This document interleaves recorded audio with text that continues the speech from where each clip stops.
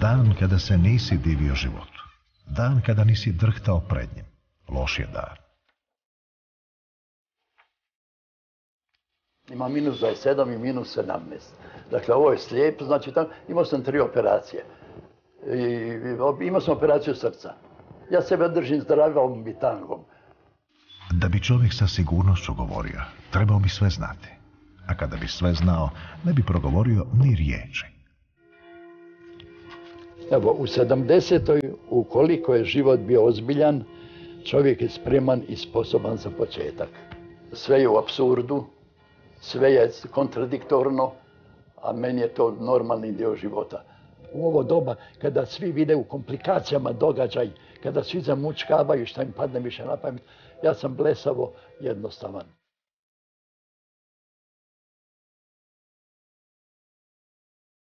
Svaka misao je pogrešna, svaka pretpostavka laž.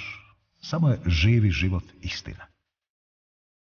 Ovi zapisi nastajali su u rasponu od 50 godina bez namjere da ikada budu objavljeni. Namijenjeni samome sebi, kao zapažanja i poticaj u radu i življenju. Uglavnom se odnose na moje nastojanje za oslobađanjem od konvencionalnog u životu i umjetnosti. Čovjekova potreba da stvara zaključke, prva je njegova ludost.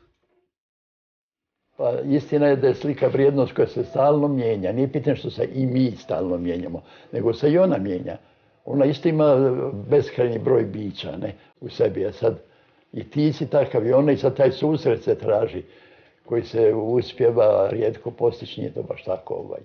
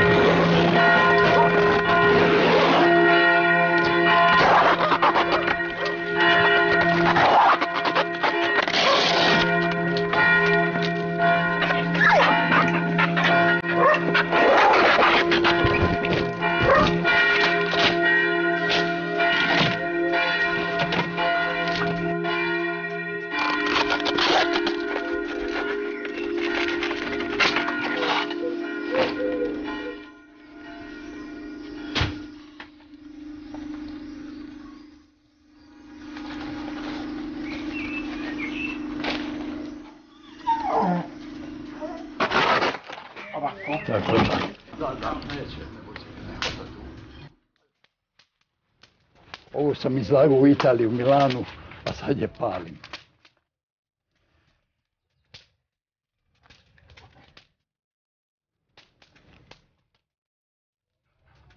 Ovo je zgodno, moram priznati, trebalo bi svaki dan pali slike.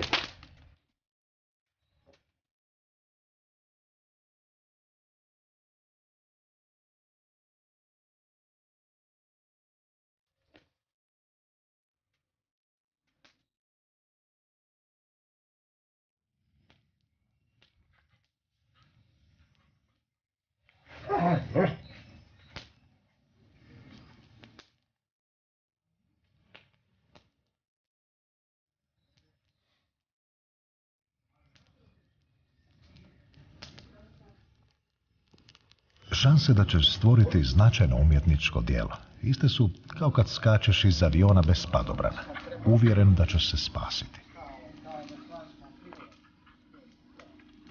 Kriteriji su umjetnosti labilni jako. Procjene mogu biti ovakve i onakve, zavisi o raspoloženju. Ima dana kada se divim sebi kad se užasavam, kad mislim pa ti si diletant pa nam se ti baviti. Ne? To je normalno, to je tako.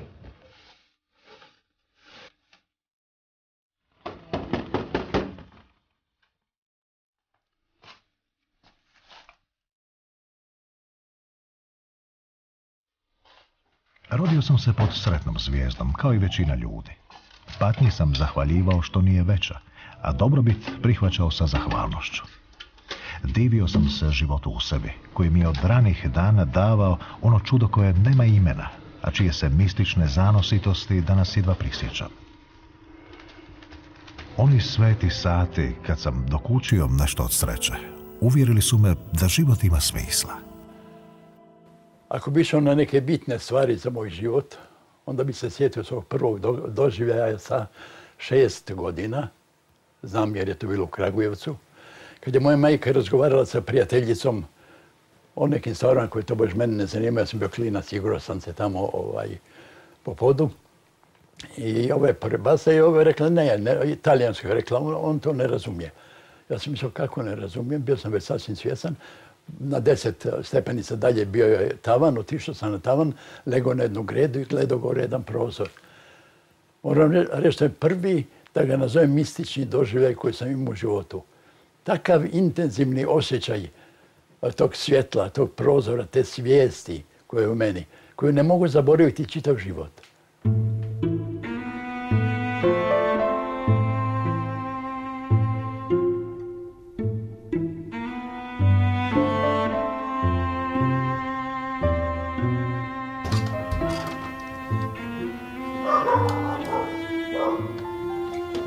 Stvarna događanja čovjekova života odigravaju se u njemu samom i o njima je teško govoriti.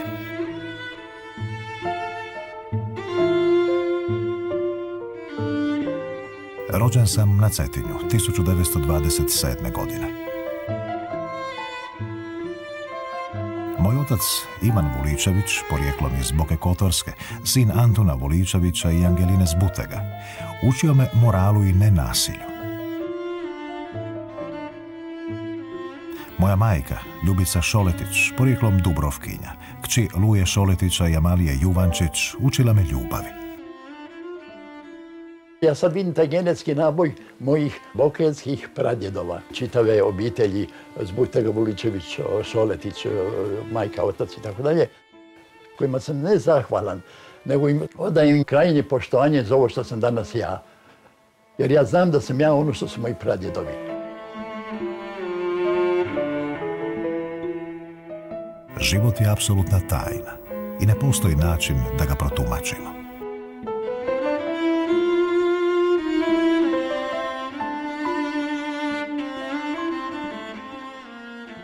Ja sam bio najgori učenik u školi, imao sam 14 slabih ocjena, a bilo je 15 predmeta. Nisam imao iz ponašanja, jednostavno jer mi otac bio značajna ličnost i jer nisam bio delikventne. Sa 15 godina dobio sam lošu ocjenu iz crtanja. Ja sam rekao svom prijatelju najboljem, pokazat ću njemu kako ja znam crtat. Uzeo sam one ptice školske i glave grčke i tako da. I onda sam ja to šatirao. Ovdje su bili zapanjeni, kažem, prijatelji, odvešću te jednom slikaru. Pa kažem, šta, pa daj, ajde. I otišao sam kod čovjeka koji se zove Vasiljević, Milan, čovjeka amatera, ali kristalnog genija. Probudio me antisnobizam. Probudio me ljubav za potlačene za sirotinju. Probudio me prezir bogatstva, prezir slave, prezir uspjeha. Ne priznajem vezu ni sa kime, kao ni odjeljenost od bilo koga.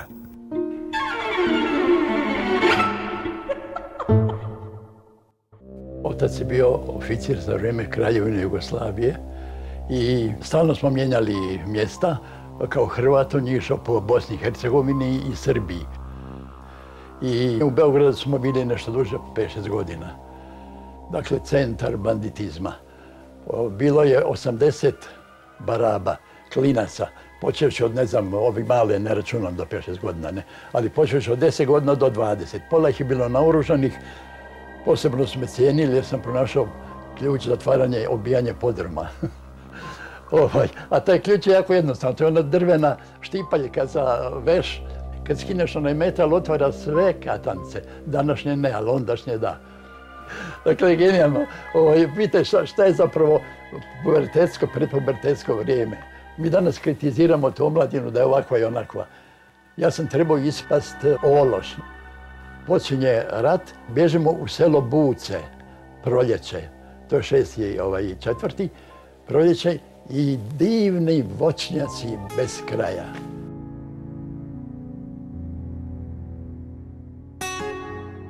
Ja sam od tog momenta se sasvim promijenio. Ja sam sa 15 godina u doba rata, nakon godinu dana dvije, bio svetac. Prema onom šta sam danas, ja sam bio anđeo. iz Njemačkog imali smo nekog Rusa i normalni dan, sjedimo tamo, on ispituje, ja gledam u ono sretno doba tih spoznaja, gledam kroz prozor, procvjetala voćka. Gledam ja i sretan. On kaže, nju, Vuličević. Ja mislim, stari, sad ćeš ti mene daviti, ne? Kažem, nisam učio, ne znam. I sjednem. Ne, to mi je bilo najherojskije u životu gdje sam pokazao karakter. Ja danas to znam, a to su ovako Krist, First, Graf, Held, Herd, Hir, Kamarad, Mensch, Soldat, Nar, Ber, Toks, Oksel, Van Špac. Ja danas znam to, ja njemu nisam htio to govoriti, jer da mi pokvari ovu divnu voćku, Bože moj, ne.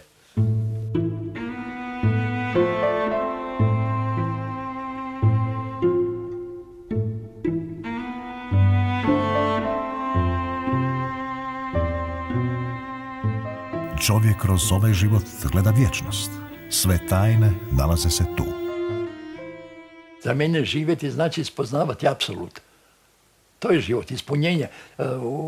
Kad gledam prirodu, kad gledam miris, kad gledam cvijet, kad gledam oblake. Prije 2 dana sam opet za malo pao i razbio glavu.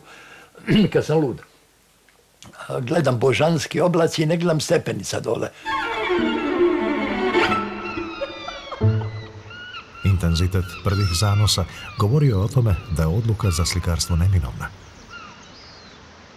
Divota koju sam tada doživljavao osudila me čitav život na traganje, za makar i dijelićem njezinih vrijednosti. I da nema tih mističnih doživljaja, ja ne bi bio ni slikar, ne bi se tim uopće bavio. Ne. Ja slikam, meditiram i živim samo zato da dotaknem taj svijet, samo da ga vidim. I vidim ga, nažalost, sve manje.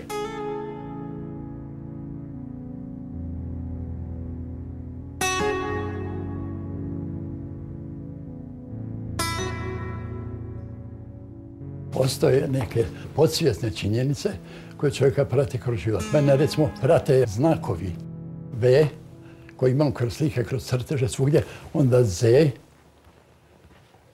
To me proganja. Zašto? Kako? Odakle? Šta to znači? Ja radim spontano. Ja to uvijek upoređujem sa ljubavlju. Zamisli da ljubav je s predomišljajem. Ljudi rade to, ne? Ali zna se šta to znači.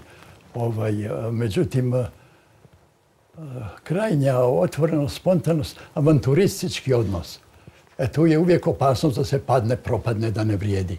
Zato ja slike spaljujem, one koje držim da nisu dobre, ili cijepam crteže, ili uništavam jednostavno, jer me proganja jedna ideja koju sam vidio u životu, da iznimno važni i veliki slikari imaju očajne komade okolo. Sanjam sliku na kojoj ništa nije važno, osim biti koju ne razumijem.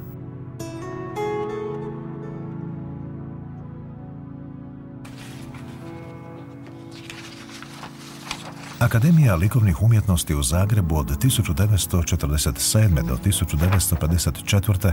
nanijela mi je daleko više štete nego što mi je dala vrijednosti.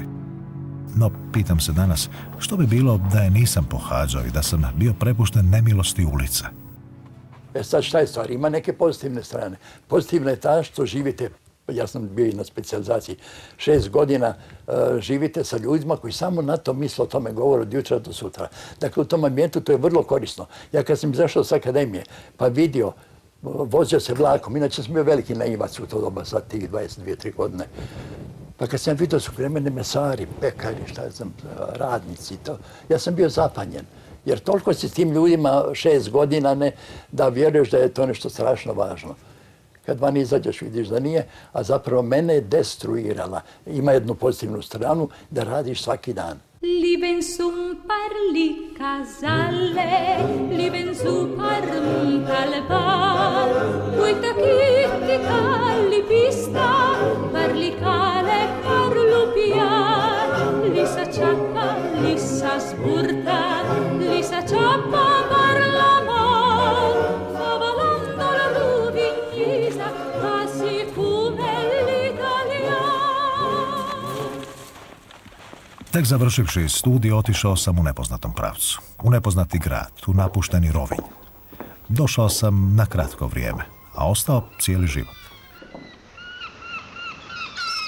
čovjek samoće, u društvu je bogova.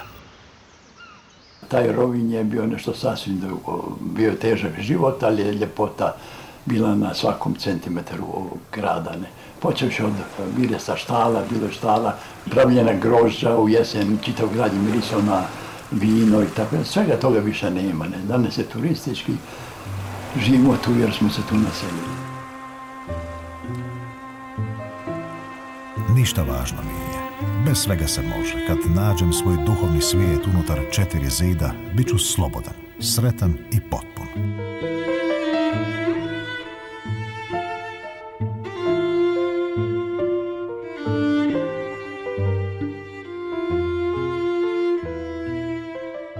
U Rovinj sam došao tražeći raj, a našao sam pakao svojih unutrašnjih problema. Biti oči u oči sa samim sobom, bez mogućnosti bijega, to je najvažnije. Samom sebi sam nametnuo okove, vjerujući da ću pomoću njih doseći željeno, i nisam se prevario. Umjetnik mora imati svoju tamnicu koja je za njega najveličanstveniji cvijet pakla. Danas se pitam koja me je luda energija tjerala na takav avanturistički odlazak. Doživljaje koje sam u početku života imao u obilju, sada je trebalo stjecati naporom. Borba je bila nemilosrdna i preteška za moj senzibilitet. Život mi je bio i muka i sreća koje su bile u stalnom preplitanju. Društvena savjest me mučila, a metafizička k sebi zvala. Nikad me nisu napuštale u međusobnom konfliktu.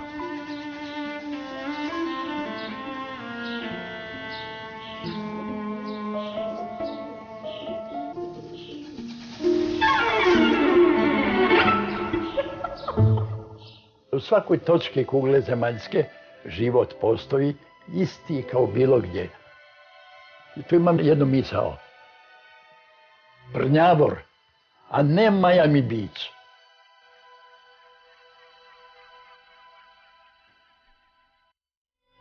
Ja sam sanjao čitav život Bosnu. Međutim, našao sam ženu, oženio se, jedno dijete, drugo godine prolaze kuća, stan, atelje, a svejedno je gdje živite. Sasvim je svejedno. Ja kažem da sam danas ne znam gdje, u Sunji, ja bi čitav život ostao u Sunji. Ja sam mogu ići u Francusku, ja sam bio u Milanu jedno vrijeme. Ja sam tamo nesretan. Ja tu uvijek upoređujem da svoju majku mijenjaš za tuđu majku. Tuđa majka je ljepša, bogatija, sve, ali moja sirotica voli me.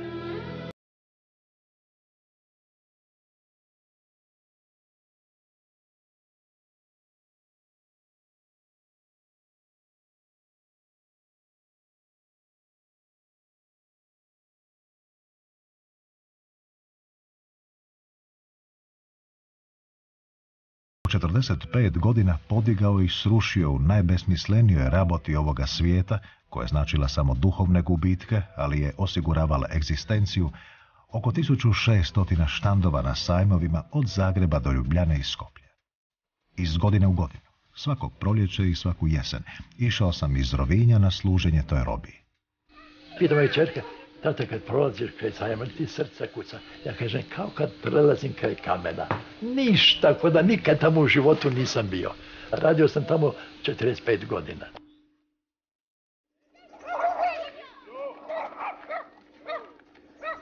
Što sporije čitaš, više vrijedi. Što sporije radiš, više vrijedi. Što sporije živiš, više vrijedi. Ja sam računao, 8 puta sam zemlju obišao u trku. Časna riječ. To kad priča niko ne vjeruje, ali jeb se, ajde mi ne vjerovati. Nema veze. Sad se ne zaustavlja. Vrijeme je krvnik.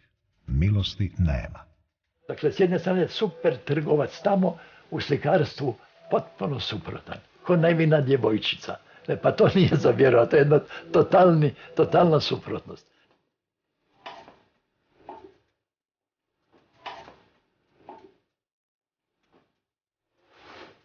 U slikarstvu sam nastojao ići svojim putem. Takvo nastojanje zahtijeva najveću opredjeljenost za slobodu duha kao temeljnog nositelja svih vrijednosti, svih mogućih spoznaja.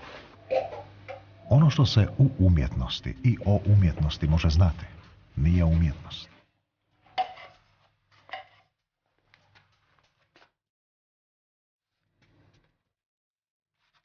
Sliku treba praviti spontano, kao što se diše, hoda, vodi ljubav.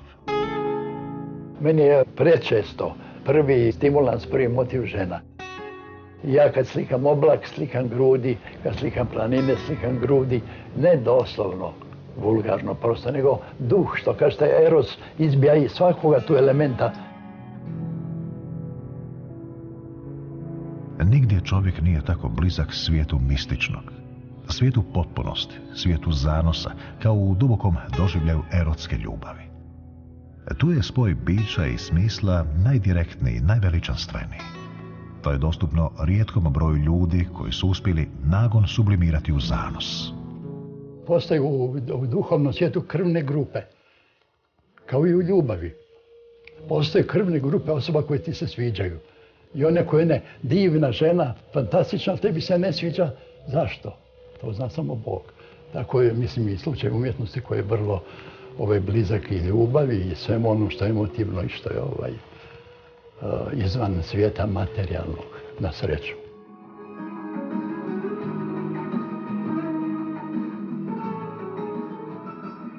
Ja sam 45 godina bio u braku, ali moram priznati da nisam bio premudar u braku. Pravio sam velike pogreške, ne? Imam jednu misao koja kaže da su za bračnu sposobnost potrebne pozne godine. Kad čovjek nauči koji je šta u životu, razumjeti, prihvaćati, biti osoba koja nije egoistična, tek tada je čovjek za brak. Brak je teška institucija, to su radne akcije. To nije ono ljubakanje koje se obavlja na korzu, na šta ja znam, u predbračnim stanjima. Ne?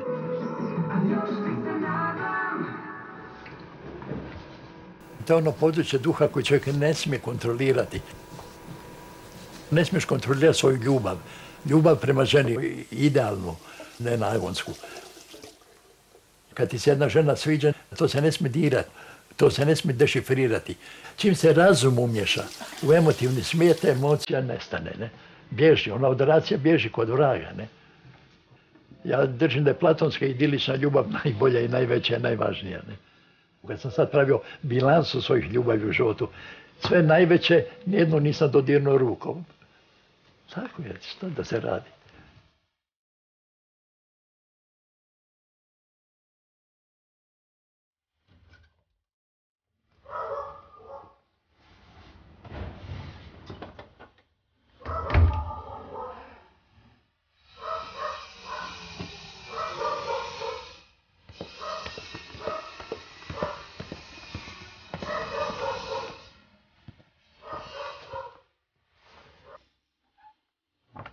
Ja imam jednu misao koja kaže, govoreći istinu, nećeš preći ni prag svoje kuće. Ljudi su izgleda zaboravili slikari, zbog čega se uopće slikarstvo radi. Čovjek se pita šta to znači sve skupa, to sve skupa već u mnogo čemu liči na jednu ovako tragičnu šalu. Ne?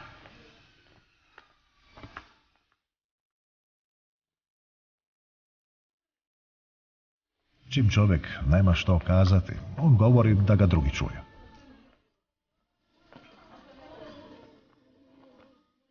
Veliki dio negativnih stanja u suvremenoj umjetnosti nastave jer se čovjek otuđi od prirode, od sebe, od života. Čovjek bez ljubavi, stvaralac iz nepotrebe. Zapravo ne znamo živjeti, ali kako ćemo znati kad čitava civilizacija nastoji da ti ne zna živjeti, da budeš blesav, da budeš rob i tako dalje, ne? Zašto se u školama ne uči o vrijednostima, nikakvim vrijednostima, ni o etici, ni o ljubavi, ni o čem se ne uči. Uči se, šta znam, tehnologija, broj, kad je Napoleon došao, kad je crko i tako dalje, ne? Dakle, govorim, uči se o tim idolima društva koji su svi kriminalci, ne? Što više kompromisa, to manje života. Nikada ne napustiti miris trave, jutra, kišu.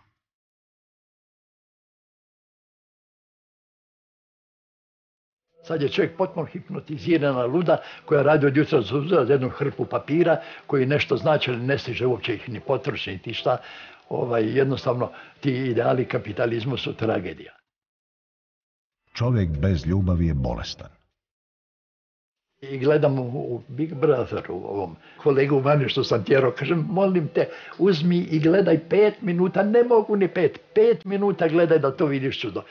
Ta blazirana lica tih mladih ljudi, neradnička, antikulturna, ta bijeda sa tim idealima bolesnim koji imaju u glavi, ne. Čovjeku dođe muka to gledati. A to je idealno, jer kapitalizam ima jednu od najjačih energija, to je glupa zabava, lakrdjaštvo, jer onda ne misli na to komu vadi džepova lovu, ne. Kao umjetnik saznao sam da umjetnost ne stvaramo mi i da vrijedimo samo kao posrednici, duhu života koji kroz nas prolazi. Da bi to omogućili, moramo biti opušteni, otvoreni, dokinute volje, nikakvog znanja, nikakve namjere, slobodni koliko je god moguće. Umjetnost je religiozni čin, čin slobode, čin zaborava svega stečenog. Kod mene su slike uglavnom jedna sinteza vrlo različitih doživljaja i događaja, koje ja ne mogu kontrolirati i neću kontrolirati. Ja radim potpuno nesvjesno. Ja kad idem pred platno, ja ne znam šta radim. Ja na 2 centimetra ne znam šta će biti. Ne? Ja imam slike od 5 minuta do 25 godina. Ja sad ove od 25 godina nisam radio 25 godina, nego svake 2 godine, 3 mjeseca, 5, I moram priznat, nažalost, da ove najduže rađene nisu najbolje, nego su manje dobro od onih spontanih, direktnih, gdje nisam imao, jer na dugoj pruzi imaš uvijek kontrolu i moraš imati, mislim, to je normalno. Jer kad čovjek radi unutar bilo kojeg sistema, on ima izvjesan program koji slijedi. U mom napaku, u mom načinu nije znanje vrijednost, već neznanje. Pa se neznanje, sloboda. Ja se valjda se tako zovem, pa me to proganja da i dole niše. Ovdje je kod mene temeljni stav sloboda. Znači, ja ulazim u to kao u avanturu, potpuno nesvjesno. Zapravo ne znam šta radim kad idem na platno, jer ne zamišljam ništa. U ovom momentu prazno platno, ja stvarno ništa ne zamišljam. Ne znam, nego vidim da to tako, onda tu, šta znam, žuto vidim, zeleno, crveno, povučen 2 linije i tako dalje, ne. Ali svjesno, namjerno, tu sam slabić. Ovo je jedna, recimo, od rijeđih koje su figurativne, gdje se vidi šta je. Nisam neka zadrta linija. Ja ne znam u šta to spada, smještaj me lijevo, desno, gore, dole. Međutim, to su izmišljotine, sve skupa. Slika je ono što jeste. Jedan puta moj profesor Marino Tartalja, dođem kod njega u atelje i jedna mala sličica kaže: Slobodane, reci mi, ovo me zanima, šta je to za tebe? Ja sam rekao: Marino, odgovorit ću ti sa 100% sigurnošću. Nemoguće. Slušaj, to je to.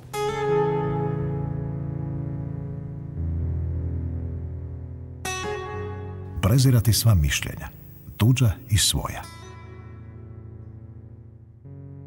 Jedan put mi je došao Knifer, pa mi je rekao: zar ti ne znaš da za tebe govori si genij? Ja sam blesao pogled, rekao sam: ne, Julije, nema pojma šta ja znam. Genij je bliži kravi nego intelektualcu. Mascarelli je, neka Talijanka ga je zvala i on je toliko superlativa izbacio da ja kažem: pa čekaj, pa jesmo kolega, ne moraš i to reći, ne.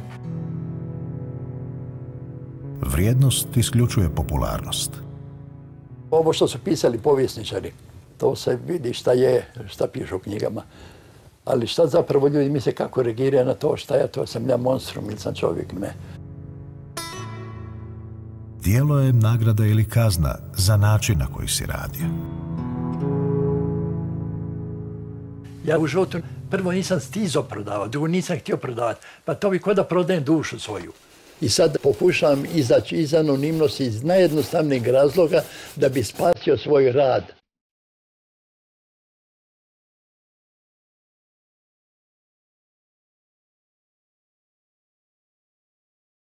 Ja mislim da je u životu najvažnija stvar čežnja, traženje i nastojanje smisla života. Za mene živjeti znači biti barem malo sretan. Barem malo sretan, ispunjen, da ne kažem blažen, to je raritet. Dakle, imati nekakve duhovne ispunjenje izvan, kažem, svakidašnjih ovih briga, vezivanja pertla, trčanja, oblačenja, svlačenja, što svi moramo obavljati.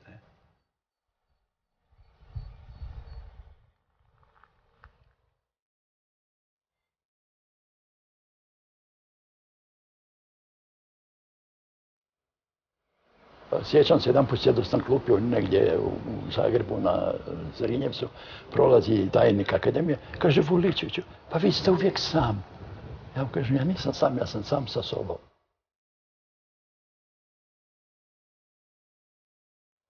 Ja sam moću razliku od usamljenosti, ja držim se od dvije suprotnosti.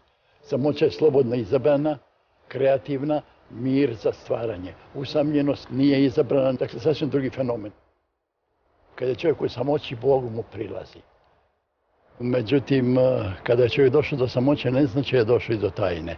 Potrebno je puno samoće, vremena, a ovo je milost koja siđe u momentima koji se posreće.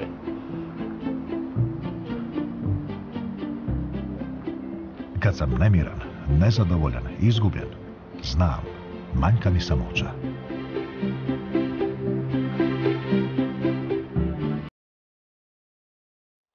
Ja sam potpuno otuđena osoba. Ja sam čovjek sjevernih listopadnih šuma i meni je i Rovinj stran, i meni je i more strano. Što je apsurd, svi se zapanjuju kad to govorim. Međutim, to je moja istina. Ja ne vjerujem da u mojim slikama toga ima. U mojim slikama ima moja genetika. Svijet koji uspijevam dohvatiti, šta je to? To treba dešifrirati.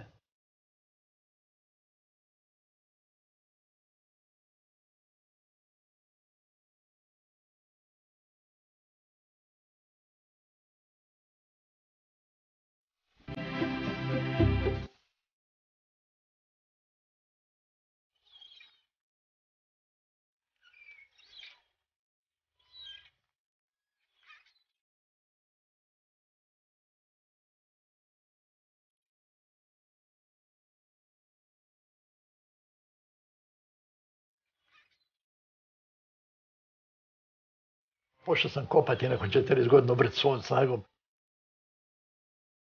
Jasno uhvatilo me u leđa i to je bila jeziva bol.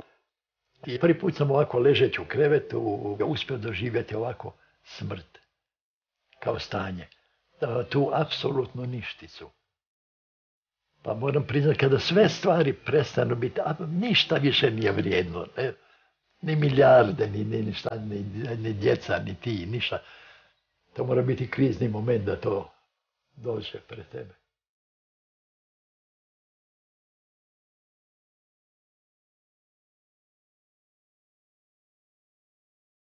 Nije strašno umrijeti.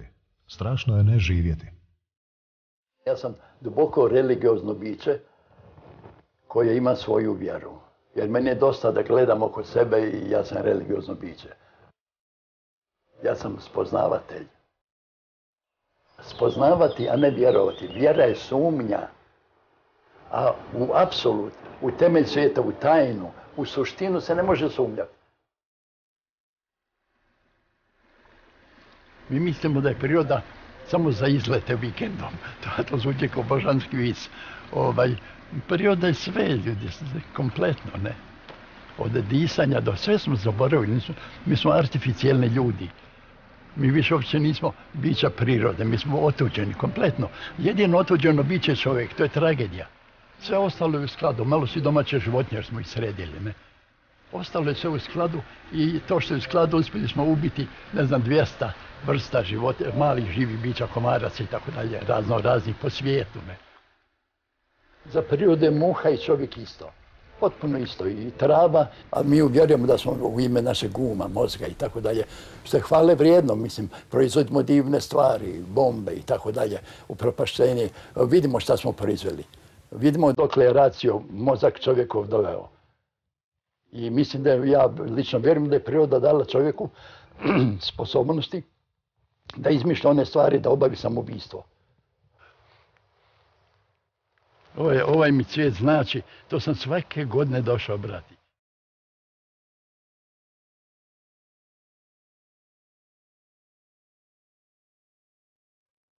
Slušam preki dan ove aboriđane u Australiji, gdje govori on, i on govori da oni čuvaju prirodu, da je stablo možda tvoja majka, koja stvari tako. To nam izgleda smiješno, ne? Ali na kraju krajeva ljudi u toj mistici života, gledam taj cvijet dole kako raste, lijep list ko Bog, pa mislim, ili ova tragedija da sva nauka, sva naša elektronika i vješta sposobna odjednom, šta ja znam, znamo šta se radi, nije u stanju stvoriti rep od jednog miša ili jednu buhu.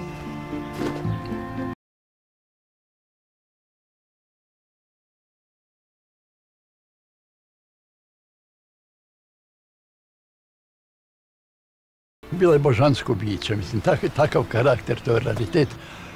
Ona je imala karcinom pluća i patila je jako. Zadnja 2-3 mjeseca su bila jeziva, rekla je da tu bol ni najgorim neprijateljima ne bi poželjela. Međutim, nikad nije ništa vrisnuo, ciknuo, ništa, samo je trpila, ne.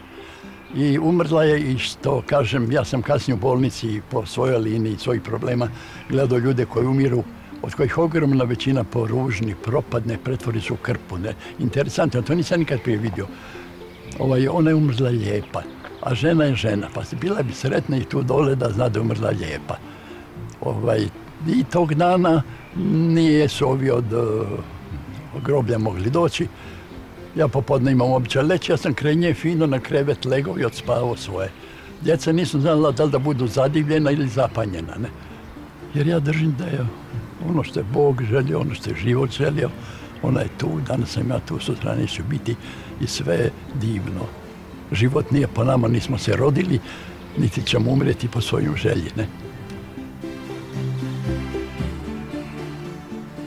Prvo sam bio normalno inficiran ludoću straha od smrti koju ima naša civilizacija kompletna. Kasnije sam se mirio, razmišljao, filozofirao, držao da je to mistični moment važan i tako dalje. Sad priznajem da ga shvaćam kao najnormalniji prirodni zakon, kao disanje, kao hodanje, kao gledanje, kao sve ostalo. Potpuno sam indiferentan. Smrt, za razliku od boli koja je teška i očekujem sasvim mirno kao što očekujem sutrašnji dan. Temeljni princip svijeta jest rađanje, razvoj, rast i propast. To nije samo za materijalni svijet, niti čak za duhovne, za ideje, za misli, za postavke, ništa ne postoji što ne doživljava tu kružnicu, ne. Ništa, nema na svijetu te stvari. Prema tome smrt je normalna i plašenje ljudi sa smrću je odvratna tragedija. Jer uvijek si s Bogom, pa što neko nije voljan leći u grob mirno ili umrijeti sa smiješkom, taj nije religiozan. Ja imam i onu misao sretan je onaj čovjek iza čeg lijesa idu pas i mačka. To izgleda ovako čudno, a ja sam vrlo socijalno biće, ja volim čovjeka, ja volim sve, volim travu, ja volim život i tako dalje, ali zbog toga baš taj ideal da ti iza tebe ne idu formalno ljudi bez veze koje niti zanimaš, koji dolaze jer smo susjed, koji dolaze jer smo ovo ili ono, dakle stvari bez veze. Meni kad je umrla žena mi nismo nikoga obavijestili. Ja nisam dozvolio da se obavijestim, da ona glupa samo gdje čitaju oni prolaznici, pa svi su sretni da nisu oni na tom papiru.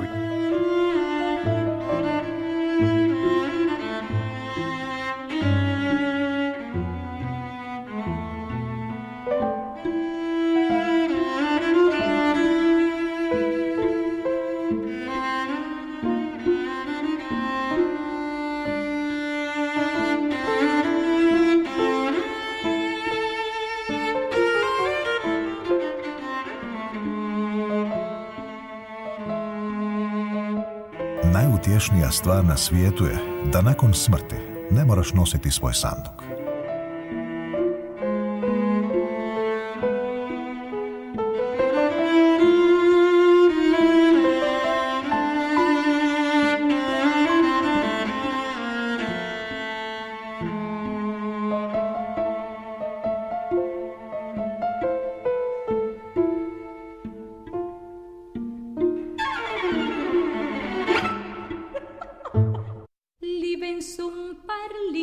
casalle, li